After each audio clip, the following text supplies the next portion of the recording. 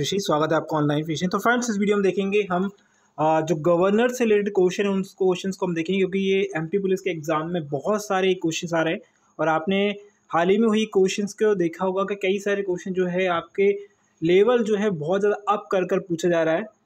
और मैंने इससे पहले भी आपके लिए गवर्नर्स की जो है सीरीज़ लेकर आया था। वो सीरीज़ के पूरे क्वेश्चन यानी कि 60 क्वेश्चन प्लस आपकी डिटेल जो है इस वीडियो में आपको मिलेगी। कुछ क्वेश्चंस को हम जो है सिर्फ एमसीक्यू से करेंगे, कुछ क्वेश्चन को हम डिटेल भी पढ़ेंगे। ओके, इसकी पीडीएफ फ्री ऑफ कॉस्ट में मिल जाएगी टेलीग्राम ग्रुप पर। वीडियो के डिस्क्रिप्शन टेलीग्राम ग्रुप है, काफ़ी सारी वीडियोस मिल जाएगी जो आपको हेल्प करेंगी आपके एग्जाम्स के लिए।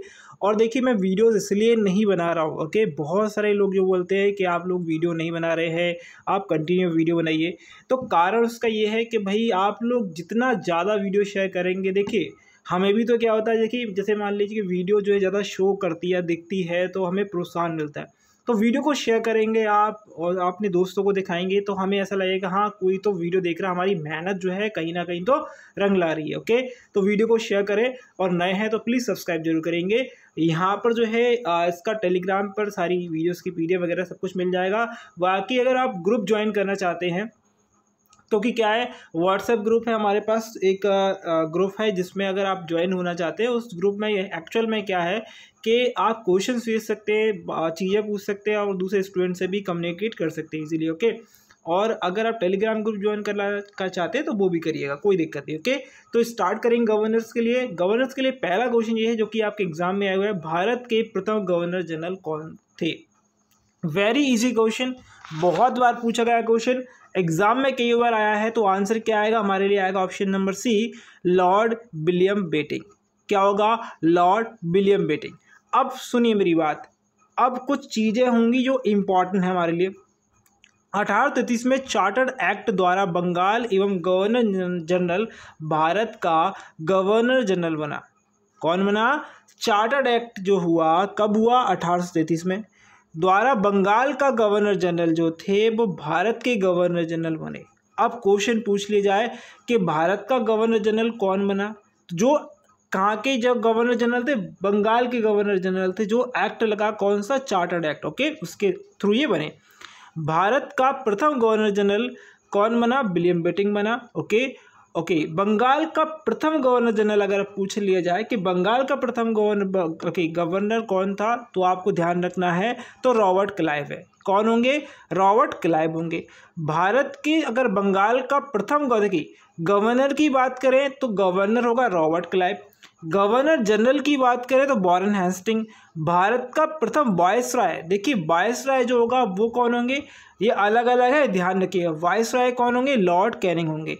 और भारत का अंतिम वायसराय और अंतिम गवर्नर जनरल जो थे वो यहाँ पर लिखे जाएंगे। ठीक है, अगला हम बात करेंगे यहाँ पर क्या है, स्वतंत्र भारत के प्रथम गवर्नर जनरल, यानी कि 1947 में जो गवर्नर जनरल बना कौन था, लॉर्ड माउंटबेटन। अब क्वेश्चन कई बार पूछ लिया जाता है आपसे, क्वेश्चन क्या पूछता है, स्वतंत्र भारत के अंतिम तथा पहले भारतीय गवर्नर जनरल, तो सी राजगोपालाचार्य आपको सुनने के लिए मिलता है। तो ये दो क्वेश्चन जो है आपको, ये लास्ट वाले दो क्वेश्चन है सबसे ज़्यादा एग्जाम में मिलेंगे।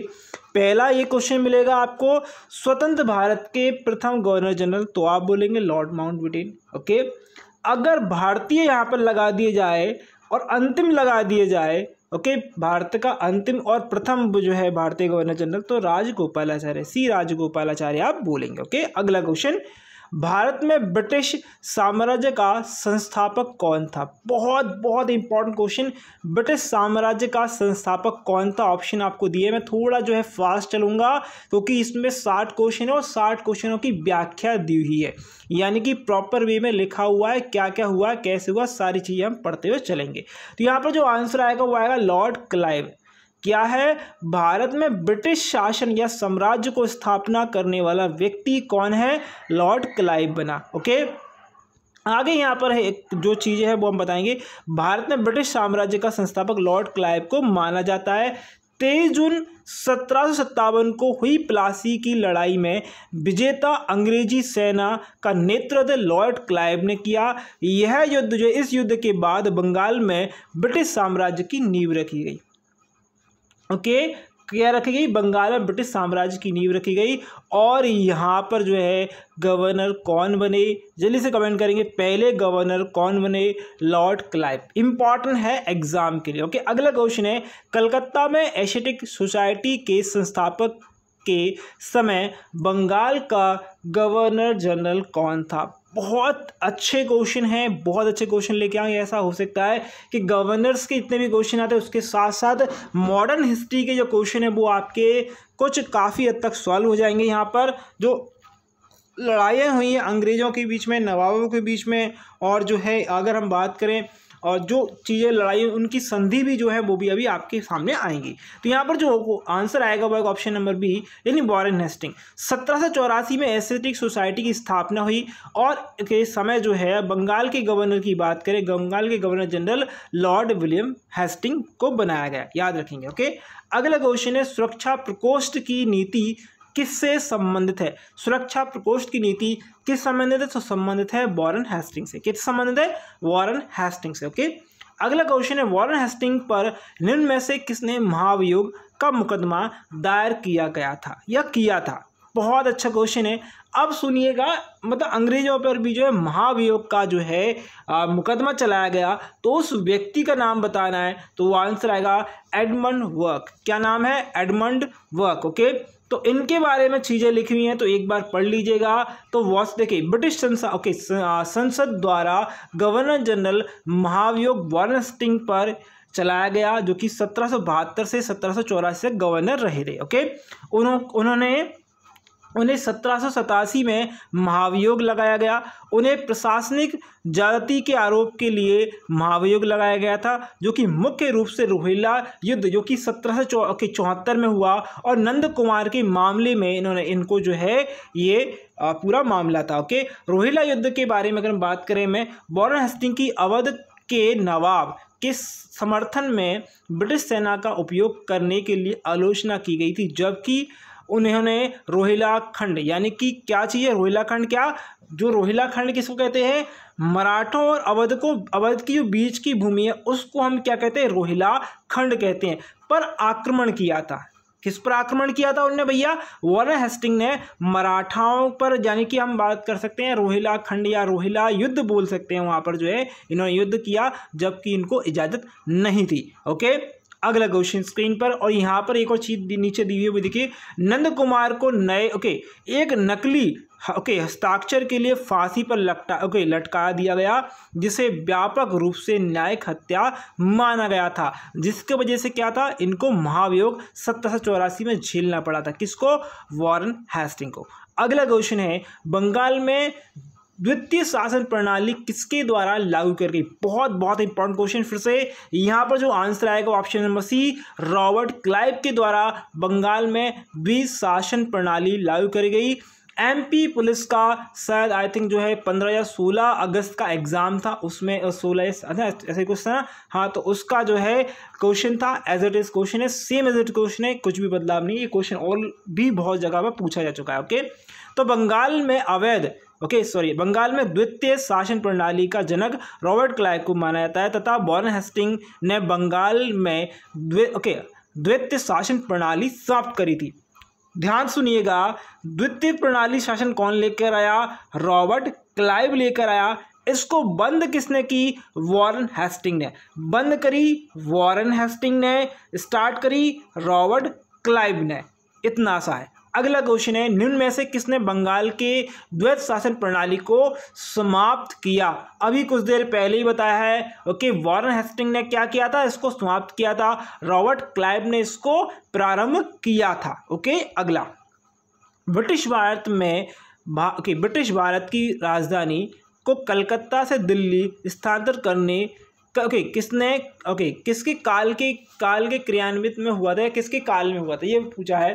तो ध्यान रखिएगा, ब्रिटिश शासन हमारी, देखिए अगर एक चीज़ देखा जाए तो भारत की जो राजधानी है, जो एक्चुअल में राजधानी थी वो थी कलकत्ता। 1911 में क्या हुआ था कि 1911 में इन्होंने जो चेंज करी है, राजधानी चेंज करी। राजधानी कौन सी चेंज करी? दिल्ली इसको राजधानी को लेकर आए। हालांकि देखा जाए अगर हम राजा महाराजाओं के तौर पर चलेंगे तो अलग अलग जगह पर अलग अलग राजधानियाँ थी, क्योंकि अलग अलग राज्य थे।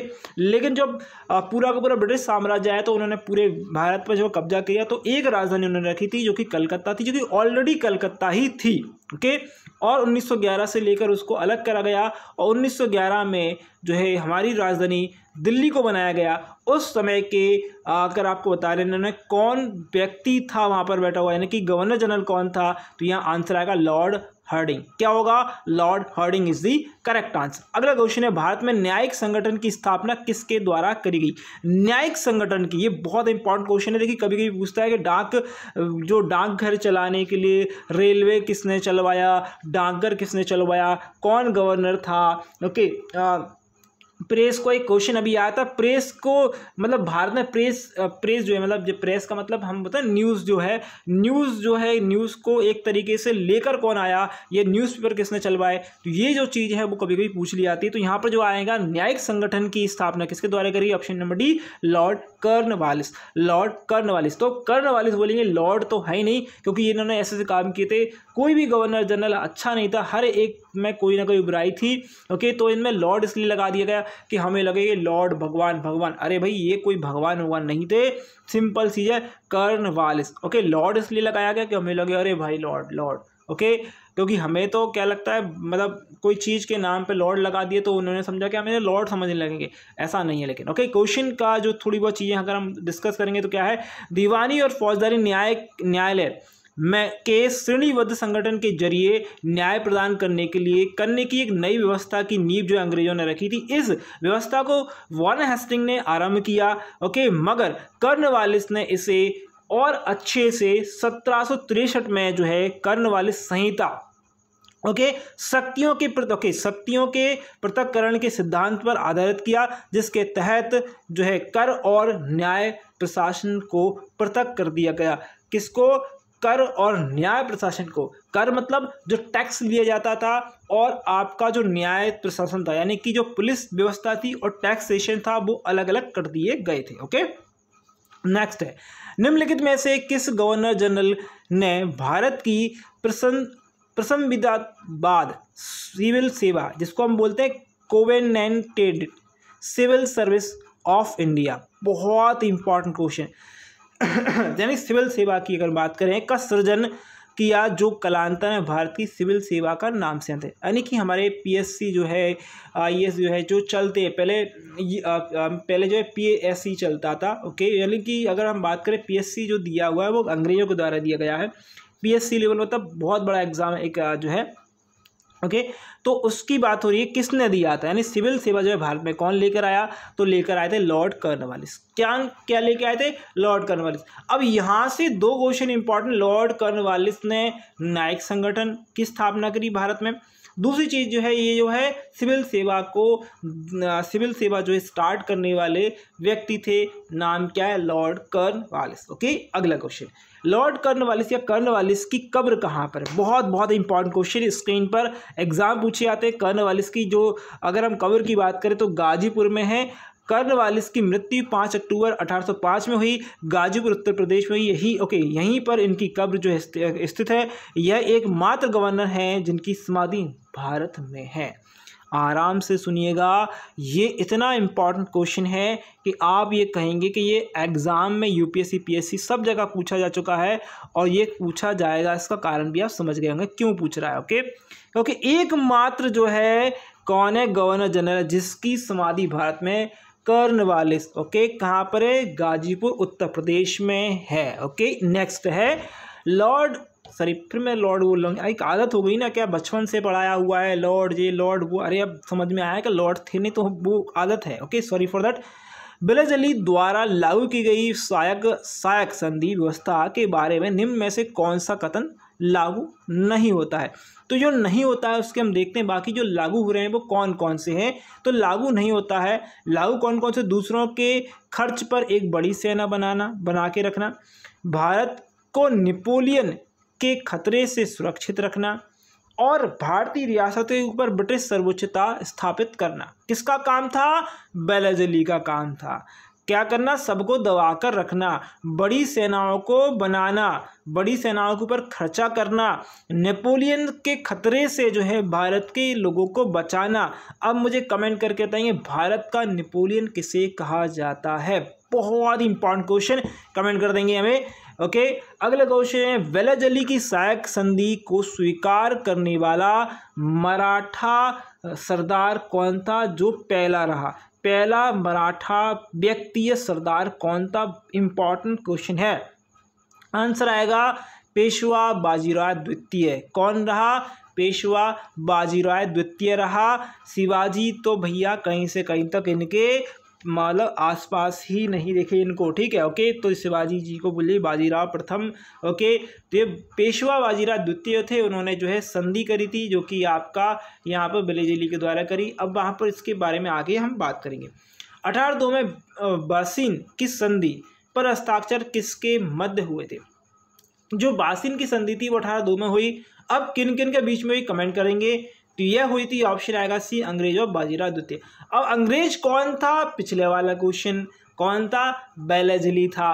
संधि कौन सी थी, संधि थी बासिन संधि। कब हुई, 1802 में। किस किस के बीच, वेलाजेली यानी अंग्रेज और बाजीराव द्वितीय के मध्य में हुई।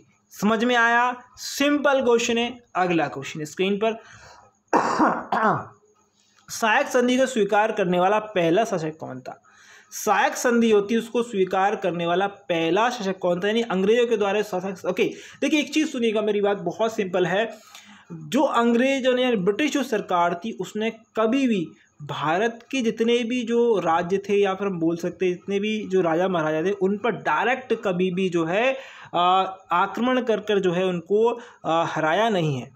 डायरेक्ट जो आक्रमण कर उनको एकदम से हराया नहीं है, धीरे धीरे करके उनके शासन किया है, उन पर संधियाँ करी है, एग्रीमेंट करवाए गए हैं। ओके, तो ये जो है एक चीज़ ध्यान रखेंगे कि हम हारे नहीं हैं, हमें सिर्फ एग्रीमेंट कराया गया, बेबस करके करवाया गया, क्योंकि कहीं ना कहीं राजा दो चीज़ों से बने हुए थे। पहली चीज़ उनकी थी कि उनकी सेनाएं उनके सहयोग नहीं दे रही थी, या उनके दोस्त जो थे आसपास पड़ोस के थे, और उनकी जो प्रजा थी उन पर जो है इनका प्रभाव यानी कि अंग्रेजों का प्रभाव ज़्यादा हो रहा था, वो अत्याचार भी कर रहे थे। ओके, उस प्रकार से। ओके, यहाँ पर ऑप्शन जो आएगा अवध के नवाब।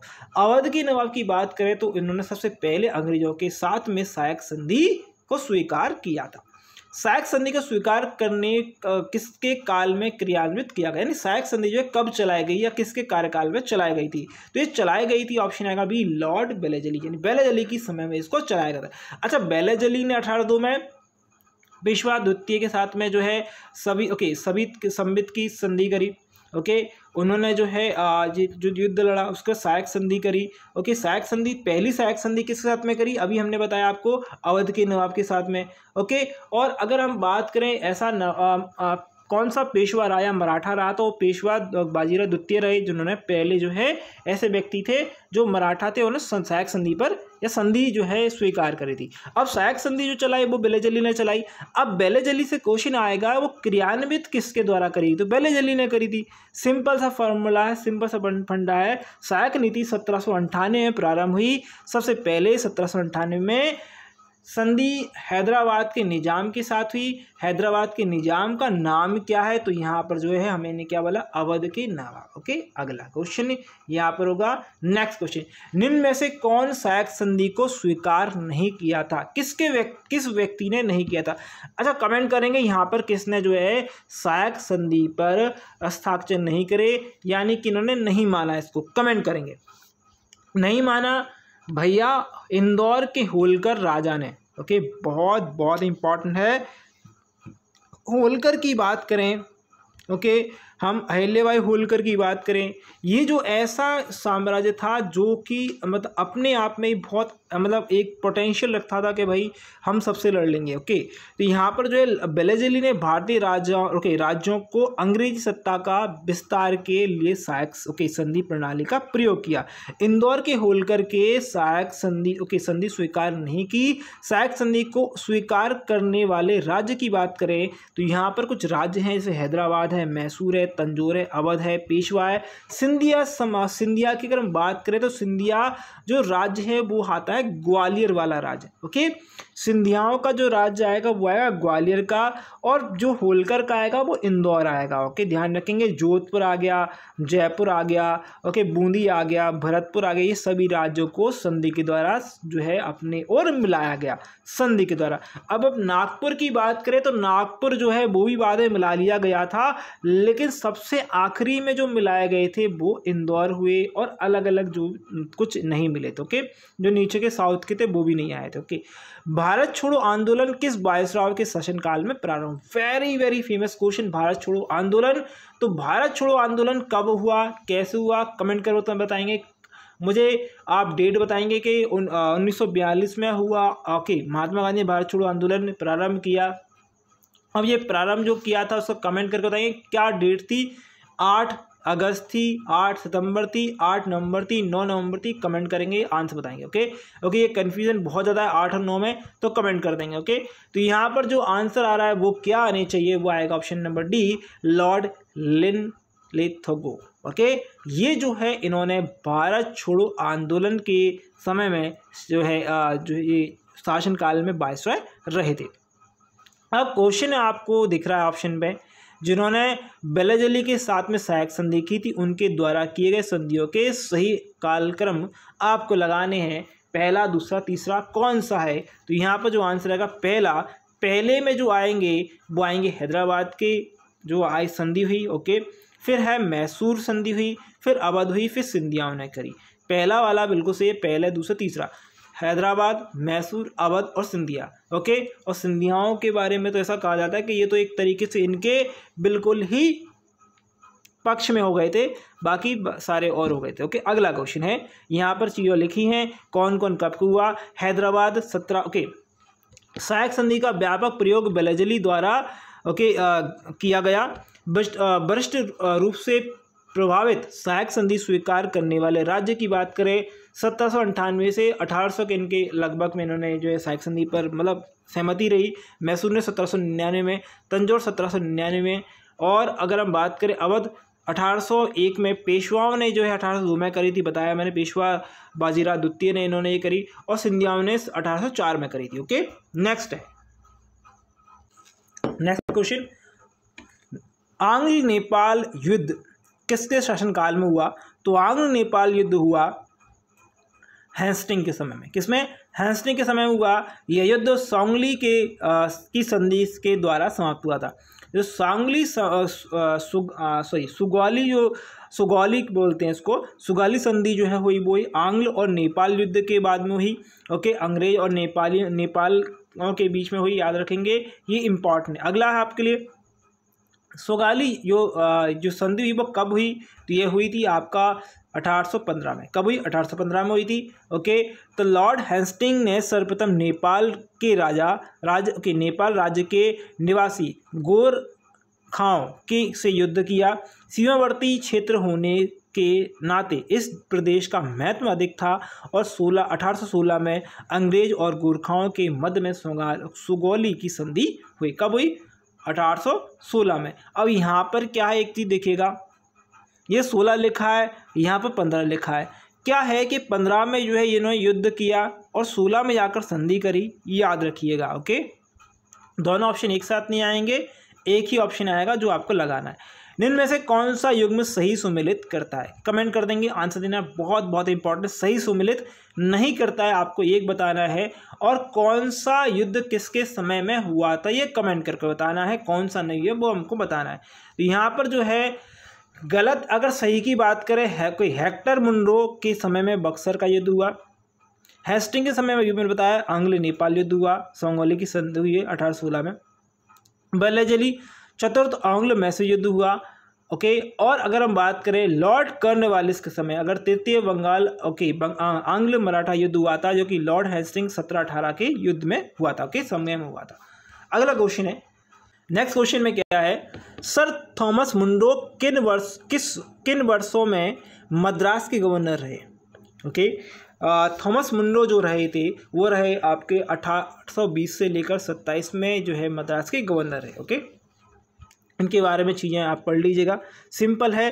तमिलनाडु के देखिए अगर बात करें, टॉमस मुंडो 1820 से 27 तक जो है मद्रास के गवर्नर है। दक्षिण भारत में भू राजस्व वसूली हेतु लागू की गई व्यवस्था रैयतवाड़ी व्यवस्था थी। इस व्यवस्था के जन्मदाता थॉमस मुंडो थे। यानी ध्यान रखिए, रैयतवाड़ी जो व्यवस्था है वो किसने चलाई थी, वो थॉमस मुंडो के द्वारा चला गई। और कैप्टन रीड भी इनमें आते हैं जिन्होंने सर्वप्रथम इसे तमिलनाडु के वारामहल जिले में लागू किया था। इतनी इंपॉर्टेंट इंफॉर्मेशन है, ध्यान रखिएगा, कोई नहीं बताएगा। ठगों के दमन में निम्नलिखित में से कौन संबंधित, ठगों के दमन में से संबंधित कौन है, तो ठगों के दमन यानी ठगों को जो है किसने खत्म किया, किसने ठगों को हटा दिया, यानी कि उन पर आक्रमण करके उनकी खत्म कर दिया। तो आंसर आएगा आपका कैप्टन स्लीमैन। क्या आएगा, स्लीमैन। तो विलियम बेटिंग ने कैप्टन स्लीमैन को ठगों के विरुद्ध कार्रवाई करने के लिए नियुक्त किया। उन्होंने लगभग 1500 जो है ठगों को बंदी बनाया। उनके ठगों को फांसी और आजीवन कारावास दिया गया। 1837 में इनका अंत हुआ और इस तरह से ठगों का दमन हुआ। किसके द्वारा किया गया पूछ लिया जाए तो विलियम बेटिंग।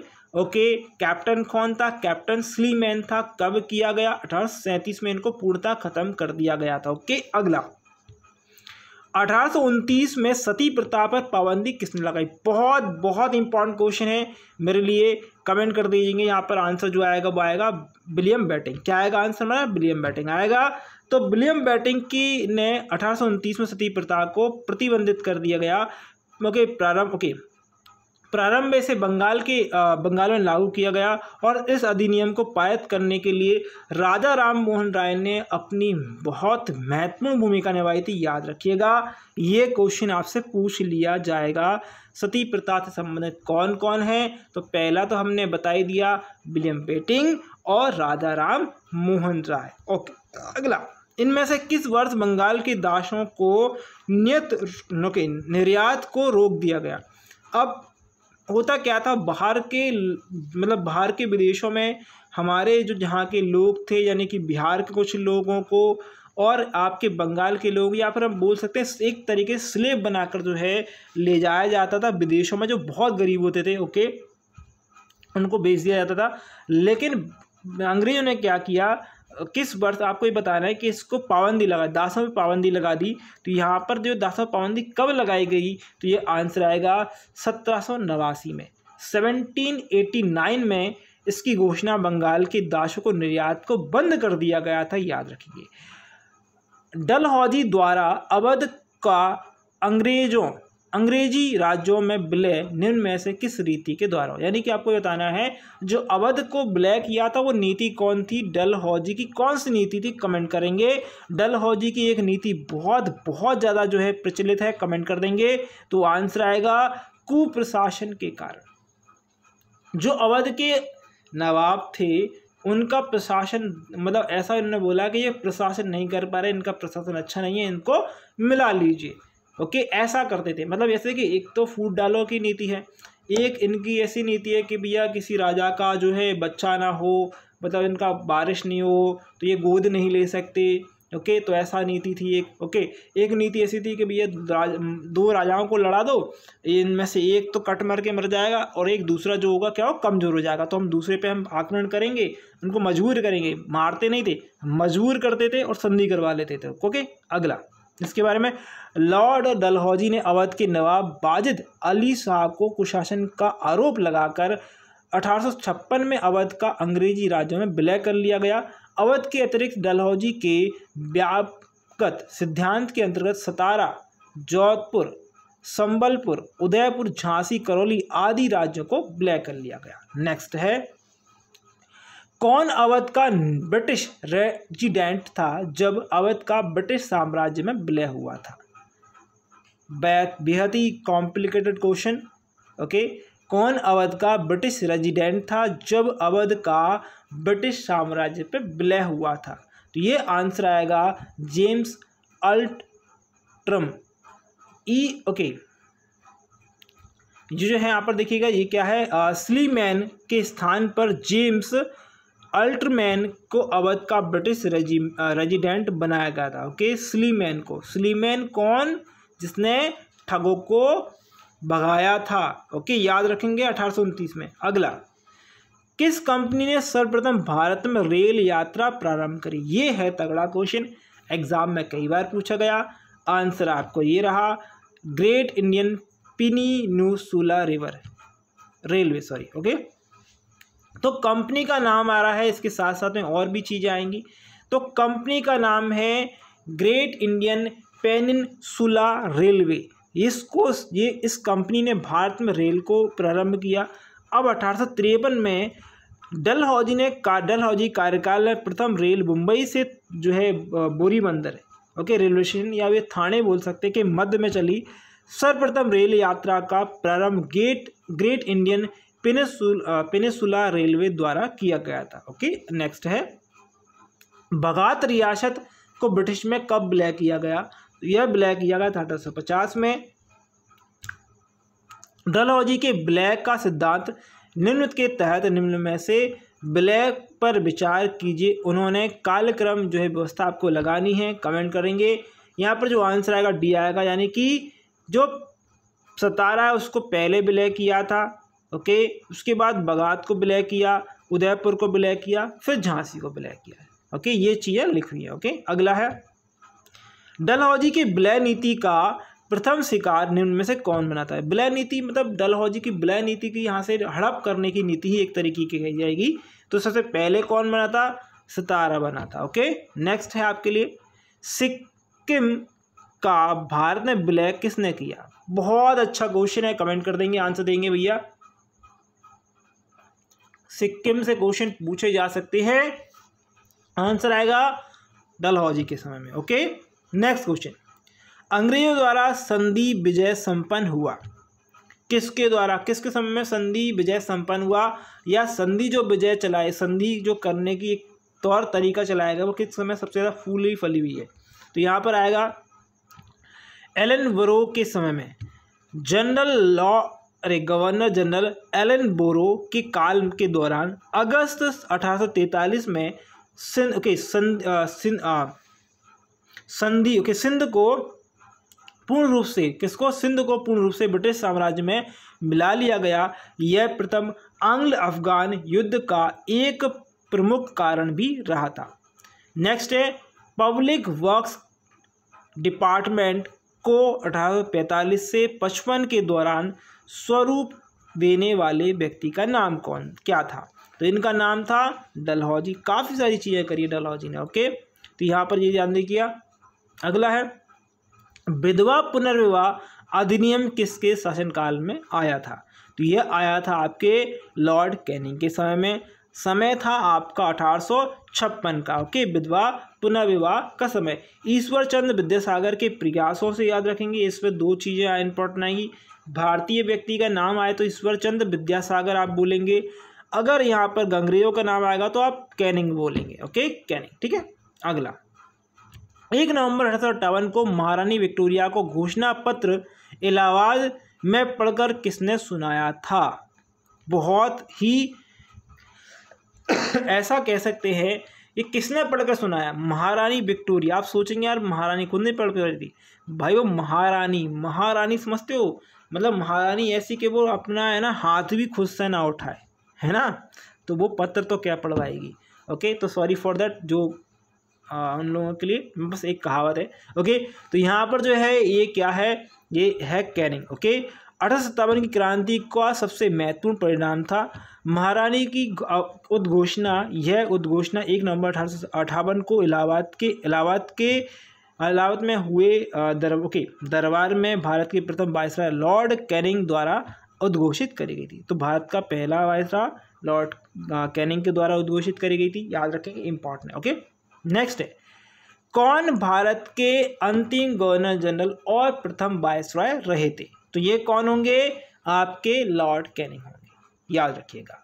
नेक्स्ट है, अपने पुत्र के स्थान पर दूसरे उत्तराधिकारी को गोद लेने के अधिकार को पुनः स्थापित किसने किया? सुनिए मेरी बात, अपने पुत्र के स्थान पर दूसरे उत्तराधिकारी को गोद लेने के अधिकार को पुनः स्थापित कौन ने किया? देखिए किसी ने बंद किया था तो कोई दोबारा लेकर भी आया था, तो कौन लेकर आया, किस शासन के द्वारा लेकर आया, ये कमेंट करना है। तो आंसर आएगा 1858 के समृद्धि जो घोषणा थी उसमें ये था। 1857 के महाविद्रोह के बाद इंग्लैंड की सरकार ने महसूस किया था कि भारत जैसी विशाल देश को शासन व्यापारिकों के एक समूह के हाथों में छोड़ना, यानी कि ये क्या है, व्यापारी संगठन, मतलब आपकी ईस्ट इंडिया कंपनी की बात हो रही है। ईस्ट इंडिया कंपनी को 1857 के बाद में बंद कर दिया गया था, याद रखेंगे। अंततः कंपनी के शासन को समाप्त कर दिया गया और इंग्लैंड की महारानी विक्टोरिया ने शासन को अपने हाथों में ले लिया और कैनिंग को जो है पहला वाइसरॉय बनाया गया था। ओके, 1857 की बात है ये। और विद्रोह के बाद में ब्रिटिश संसद ने 2 अगस्त 1858 को भारत की बेहतर सरकार के लिए एक अधिनियम 1857 पारित किया। कंपनी के शासन के समाप्त कर दिया गया और शासन को महारानी विक्टोरिया के मतलब उसमें दे दिया गया। ओके, महान विद्रोह के दौरान बरलॉट कैनिंग थे और वह भारत की रानी के पहले वाइसराय भी थे। 1858 को इलाहाबाद के दरबार में आयोजित हुए करते हुए दरबार को आयोजित करते हुए विक्टोरिया के प्रतिनिधित्व के महारानी की घोषणा की जा रही थी और इस घोषणा पत्र में भारतीय शासन में नए सिद्धांतों की घोषणा भी करी गई। ओके, तो यहाँ पर कुछ चीज़ें लिखी हैं वो आपको पढ़नी है, इम्पॉर्टेंट है। बिदली नीति रद्द कर दी गई थी, ये जो घोषणा करी है ना वो चीज़ें लिखी हैं। देशी राजाओं को पुत्र गोद लेने का अधिकार कर दिया गया। ब्रिटिश सरकार भारत में साम्राज्यवाद की नीति को त्याग देगी। ओके, कंपनी द्वारा देशी राजाओं के साथ पूर्व में हस्तचरित जो संधियाँ हैं वो उनका पालन कर दिया जाएगा, यानी कि जो संधियाँ हो चुकी जिनको हमने अपने कब्जे में ले लिया वो कब्जे में ही रहेंगे, कुछ ज़्यादा वो नहीं था, बस कुछ नियम बदले थे। ओके, ब्रिटिश सरकार भारतीयों के धार्मिक और सामाजिक मामलों में किसी भी तरह हस्तक्षेप नहीं करेंगे।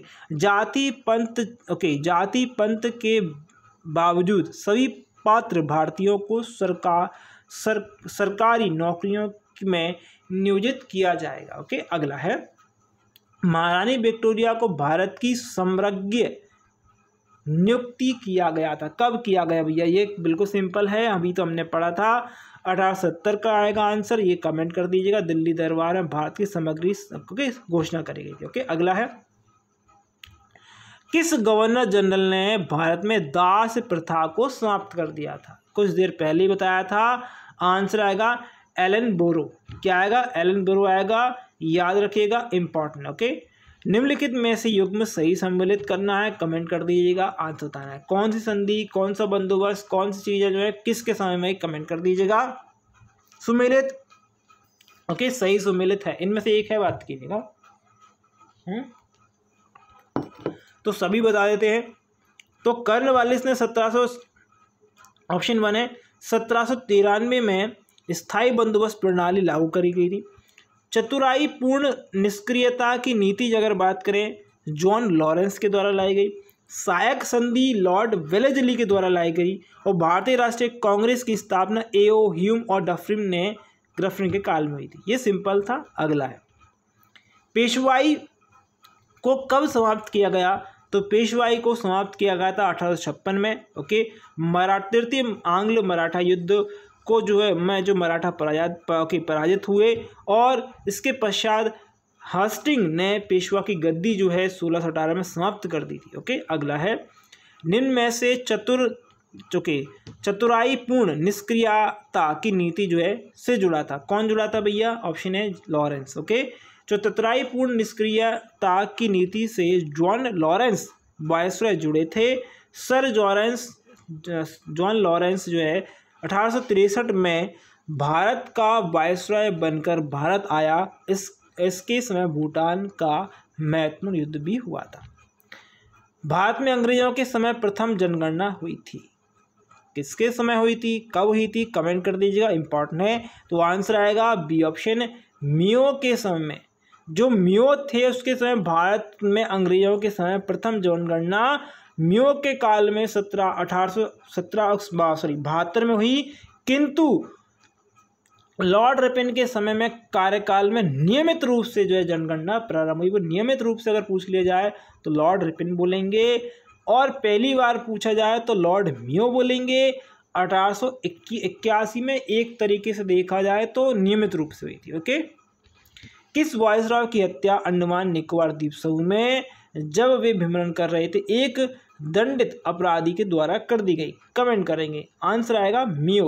ओके, क्या आएगा? म्यो आएगा। ओके, अफगानिस्तान के प्रति आक्रामक नीति का किस वायसरॉय ने अपनाई थी? तो आक्रामक नीति जो अपनाई थी वो लॉर्ड लिटन ने अपनाई थी। ओके, कौन भारत का वायसरॉय सबसे दीर्घ काल तक रहा? बहुत अच्छा क्वेश्चन है, कौन रहेगा कमेंट कर देंगे।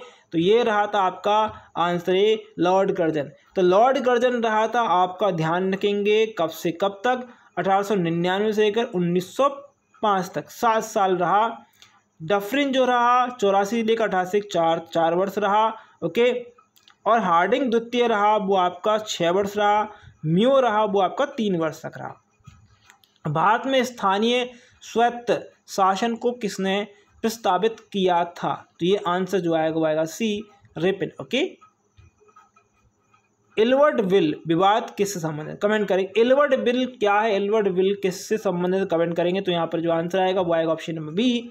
ओके, ये जो है लॉर्ड रिपन के कार्यकाल में एल्वर्ड बिल लाया गया था। इस बिल के द्वारा भारतीय न्यायाधीशों को उन मामलों की सुनवाई करने का भी अधिकार प्रदान किया गया था जिनमें यूरोपीय भारतीय शामिल थे। तो इससे यूरोपीय नागरिक जो थे शामिल थे, और यूरोपीय नागरिक इस बात से, इस बिल से खफा भी हुए थे काफ़ी सारे। ओके, निम्न में से किस भारत में स्थानीय स्वतंत्रता शासन का जनक माना जाता है? तो ये माना जाता है रिपन को। ओके, याद रखिएगा। भारतीय पुरातत्व सर्वेक्षण के संस्थापक कौन थे, या सर्वेक्षण काल के संस्थापक कौन थे?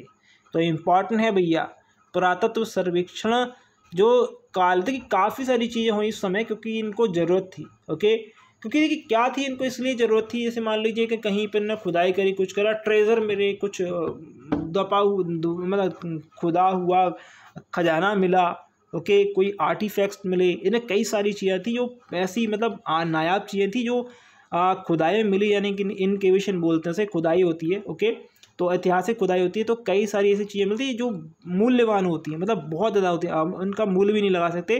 तो वो खोद कर क्या है अपने देश ले गए थे, इसलिए इन्हें पुरातत्व सर्वेक्षणों की ज़रूरत पड़ी थी, जिसलिए इन्होंने इसको लेकर आए थे। तो ये इनकी ज़रूरत थी, हमारी ज़रूरत नहीं थी उस समय की, क्योंकि हमारे पास तो वो थी, हमारी धरती हमारे पास रहेगी, हमारी धरती कहीं नहीं जाएगी। और ये इन्हें पता था, ये आज नहीं तो कल हम लोग यहाँ से जाएंगे, और हम जाएंगे तो इससे पहले हम इनसे पूरा तरीके से लूट कर जाएंगे। ये इनका पूरा, सॉरी फॉर दैट, लेकिन ये लूट कर तो ले गए काफ़ी सारी चीज़ें, लेकिन अभी तक हमारे पास ऐसी चीज़ें हैं जो मतलब अंदर से देखा जाए तो एक तरीके से हमने चांद पर इनसे पहले जो है पहुंचकर, मतलब चांद पर एक तरीके से हमने जो है साउथ पोल पर पहुंचे और पहला देश बन गया। ओके, तो आपको ये पता होगा, option B is the correct answer. यहाँ पर इसके बारे में पता है तो आप देख लीजिएगा। अगला क्वेश्चन है, प्राचीन स्मारक संस्करण एक्ट किस गवर्नर जनरल के कार्यकाल में प्रारंभिक या पारित किया गया? तो यहाँ पर आंसर आएगा कर्जन के समय। ओके, अगला है, फूट डालो राज्य करो की नीति किसने अपनाई थी? सभी को पता है, ऑप्शन आएगा डी, ऑप्शन ए और बी दोनों आएंगे। तो डी क्या है आपका, देखिए ए और बी दोनों क्या है, देखिएगा, कर्जन और आपका मिंटो। क्या है, कर्जन और मिंटो दोनों आएंगे। ओके, यहाँ पर फूट डालो राज करो की नीति लॉर्ड कर्जन और लॉर्ड मिंटो द्वारा, दोनों के द्वारा अपनाई गई थी। इस नीति के तहत लॉर्ड मिंटो ने पृथक निर्वाचन प्रणाली को प्रोत्साहित किया तथा लॉर्ड कर्जन के शासनकाल में ब्रिटिश सरकार ने स्पष्ट रूप से मुस्लिम समर्थक और हिंदू विरोधी नीति अपनाई। इस नीति से ही प्रतीक के रूप में 1905 में बंगाल विभाजन भी किया गया था। ओके, मुझे विश्वास है कि कांग्रेस अपने विनाश की तरफ जा रही है और मेरी यह बड़ी इच्छा भारत में रहते होगी कि इसके शांति प्रिय निधन के लिए इसका सहायक बनूं। यह शब्द किसके थे? ये जो 3 लाइनें हैं वो शब्द हैं किसी गवर्नर जनरल के, कमेंट करेंगे ये किसके आंसर दीजिएगा, तो ये आंसर आएगा कर्जन के। बहुत बहुत इंपॉर्टेंट है, आंसर आएगा कर्जन। निम्न में से किस गवर्नर जनरल ने सबसे पहले पृथक निर्वाचन मंडल की व्यवस्था मुसलमानों को जीतने व उन्हें कांग्रेस के विरुद्ध इस्तेमाल किया? तो यहाँ पर सिंपल है, क्या आएगा, Minto is the correct answer. Okay, फूट डालो शरण करो की नीति के तहत। ओके, तो यहाँ पर मिंटो सुधार अधिनियम 1919 के द्वारा मुसलमानों को पहली बार एक पृथक मताधिकार का पृथक निर्वाचन क्षेत्र की स्थापना जो है की गई। इसका उद्देश्य मुसलमानों को कांग्रेस से विरुद्ध करना था। ओके, याद रखेंगे। कौन भारत का एकमात्र यहूदी वायसराय था? ऑप्शन क्या आएगा, D, Reading. Okay, British Bharat की राजधानी को कोलकाता दिल्ली स्थानांतरित किसके कार्यकाल में करा गया? सभी को पता है, ऑप्शन क्या आएगा, हार्डिंग के समय में किया, 1911 में करा। मैंने ऑलरेडी पहला क्वेश्चन ही आपको ये बताया था। अगला क्वेश्चन है, इंपीरियल कैडेट कोर्स की स्थापना किसने करी? क्रॉप्स की स्थापना यह करी थी कर्जन के द्वारा 1901 में इंपीरियल कैडेट कॉर्प्स की स्थापना करी। इसका उद्देश्य देशी नरेश राजाओं के राजकुमार और संतानों के पुत्रों को सैनिक शिक्षा प्रदान करना था। ओके, भारत के कर्जन के शासनकाल के तुलना औरंगजेब से किसने करी? यह करी गई है, ऑप्शन किसने करा भैया, यह करी गोपाल कृष्ण गोखले ने। ओके, हार्डिंग ने किस वर्ष बंगाल का विभाजन जो है रद्द कर दिया गया था? तो बंगाल का विभाजन रद्द करा था हार्डिंग ने, यह किया गया था आपका 1911 में। और कब हुआ बंगाल विभाजन, कमेंट करके बताएंगे। बंगाल विभाजन कब करा गया, मुझे कमेंट करेंगे, जल्दी से आंसर देंगे।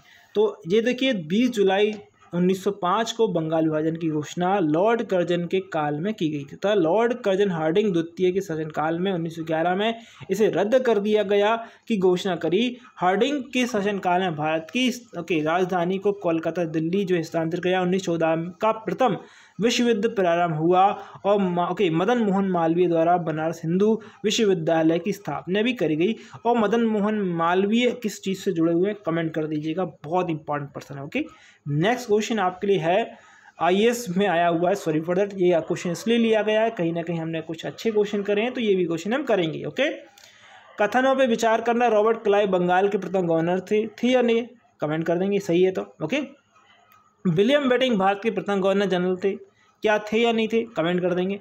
तो यहाँ पर जो ऑप्शन आएगा बी, केवल 2 ही सही है।